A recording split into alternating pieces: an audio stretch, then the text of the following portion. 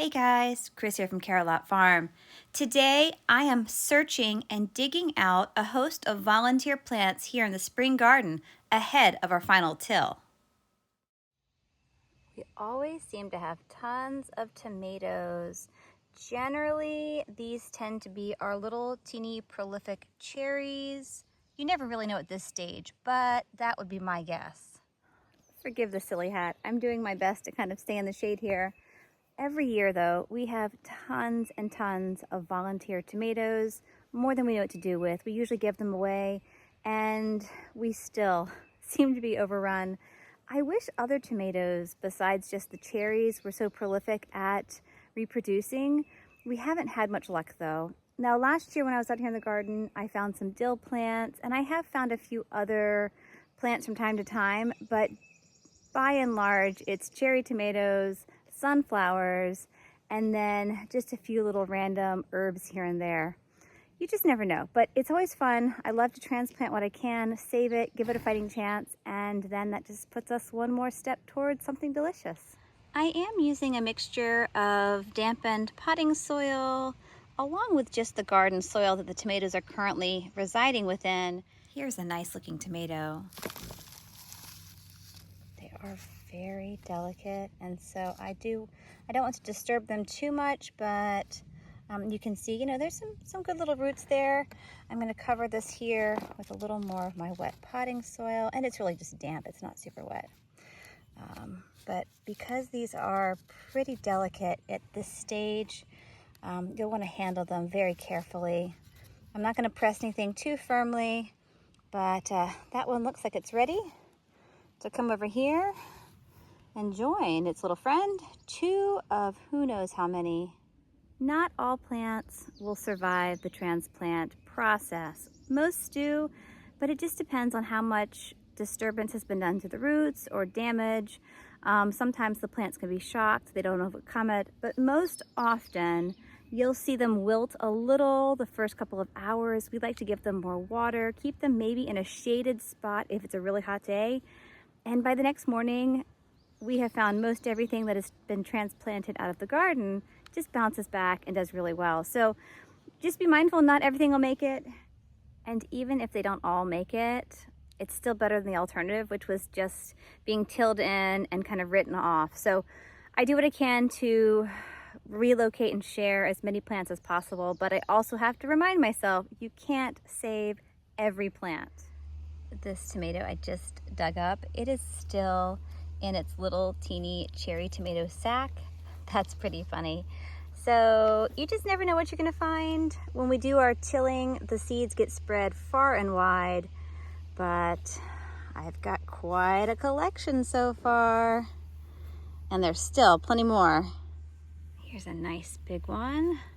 So I'm just gonna very gently dig it out, and then I will put my foe down and gently work to remove some of the soil while hoping to preserve as much of that root structure as possible before popping it into the little pot. Here you can see that tomato I just dug out. This is one of the larger ones, and there is a really nice root on it.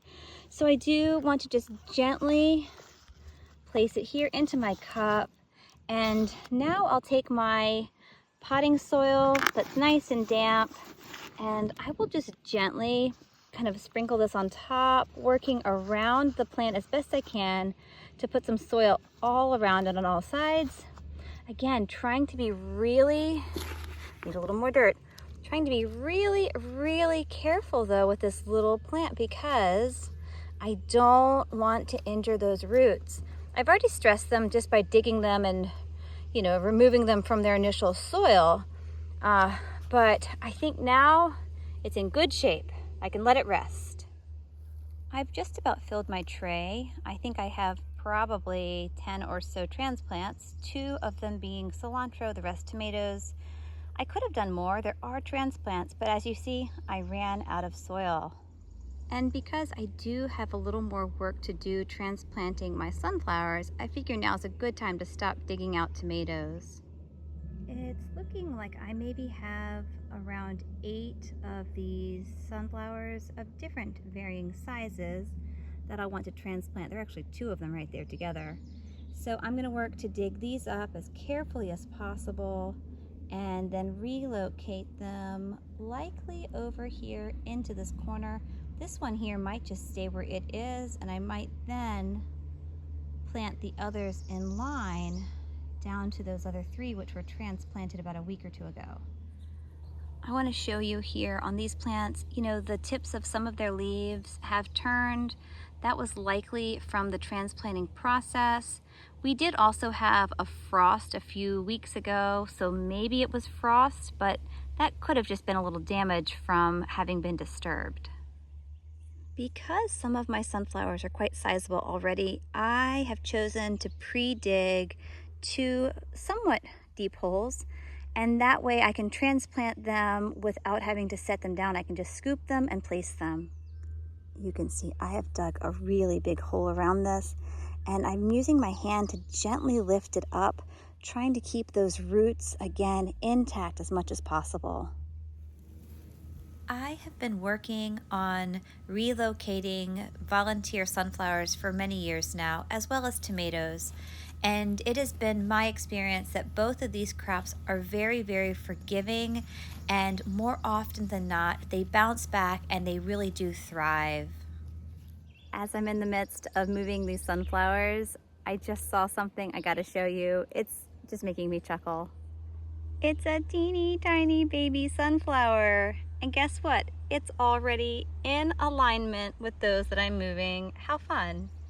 Success. We have moved all of the sunflowers that needed to be moved, and I have gone and put a little round well around the base of them just to help them hold on to moisture, whether it be rainwater or watering by hand, because they will grow all summer when it will be quite dry. So now the last step to transplanting really is watering. My tomatoes, you can see, are droopy. I told you that would happen. I'm gonna take them to the porch and actually maybe even pop the umbrella up to give them a little shade, a little more protection. And then I wanna water these small pots as well as come back and water my sunflowers. I like to use a little travel cup that's just barely open to water my teeny tiny transplants. You know, this is the most careful way to give them a little teeny drink.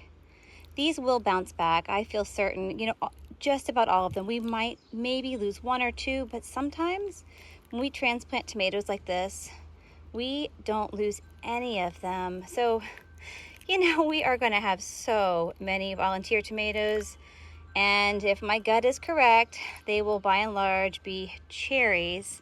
And who needs 24 to 30 cherry plants? Because here are today's transplants, and here were transplants from about a week ago. Now, to the right of the tomatoes, we have a variety of peppers that we started from seed, along with maybe some eggplants, and then a few Rutger tomatoes. Those were started from seed. They were not transplants.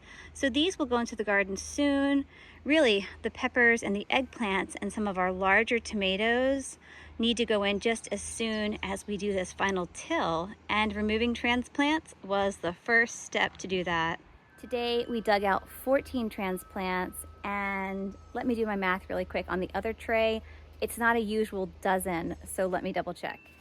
Like I was telling you, with these little round brown pots, I just counted, we have 18 that we dug a few days ago, again, plus the 14 from today. So we have so many tomatoes. We will absolutely not know what to do with them, but I just couldn't not give them a chance. And so friends, family in the local area, if you want tomatoes, let us know, because we have more than enough to share. Now that my little tomatoes are resting in the shade, they've been watered, let's go give those sunflowers water, because they are also going to be very thirsty and they are in a very delicate state right now, so I don't want to abandon them. You can see in no time at all, they really do start to get droopy and sappy, but hang in there, little guys. Water is coming.